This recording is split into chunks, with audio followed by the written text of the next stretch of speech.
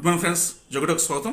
ఈరోజు అల్లు అర్జున్ గారు తన స్వయంగా కారు నడుపుకుంటూ విత్ ఫ్యామిలీతో చిరంజీవి గారి ఇంటికి వెళ్ళడం జరిగిందండి. చిరంజీవి గారితో చాలా ఆహ్లాదకరంగా ఫ్యామిలీ మెంబర్స్తో గడిపారు. అంత హ్యాపీగా ఉన్నారు. ఈ కేసు విషయం కూడా వాళ్ళు డిస్కస్ చేసినట్టు తెలుస్తుంది.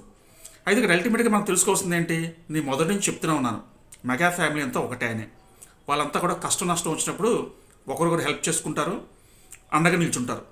ఈ విషయాన్ని పసిగట్టిన వైసీపీ పార్టీ మొదటి నుంచి కూడా అల్లు అర్జున్ను మోస్తూ ఆయనకు సపోర్ట్గా సోషల్ మీడియాలో పోస్టులు పెడుతూ మెగా ఫ్యామిలీకి అల్లు అర్జున్ మధ్య ఏదో గ్యాప్ ఉన్నట్టు క్రియేట్ చేయడానికి ట్రై చేశారు. బట్ అల్టిమేట్గా ఈరోజు ఏమైంది, ఆయన అల్లు అర్జున్ గారు విత్ ఫ్యామిలీ అల్లు అరవింద్ గారు కలిపి చిరంజీవి గారి ఇంటికి వెళ్ళడం జరిగింది.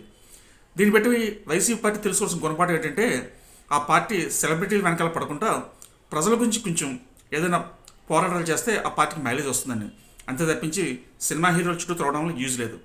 ఈరోజు జరిగిన ఇన్సిడెంట్తో వైసీపీ పేటీఎం బ్యాచ్ ఫేస్లో రక్తపు చుక్కలేదు.